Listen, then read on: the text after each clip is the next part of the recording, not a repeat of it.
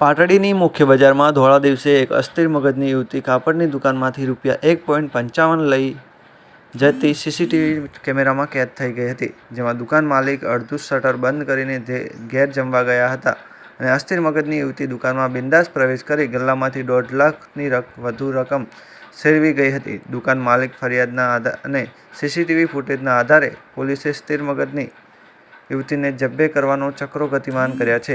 પાટડી જૂના બસ સ્ટેશનમાં ભાવિક ટ્રેલર્સ એન્ડ શૂટિંગ-શટિંગની દુકાનના માલિક અમિતકુમાર રતિલાલ પરમાર મંગળવાર બપોરે 12:30 વાગે પોતાની દુકાનમાં અડધું શટર બંધ કરી ઘેર જમવા ગયો હતો અને બપોરે 2:30 વાગ્યે જમીને આવી દુકાન પ્રવેશ કરતા દુકાનના ગલ્લામાંથી તમામ રોકડ રકમ ગાયબ થઈ હતી.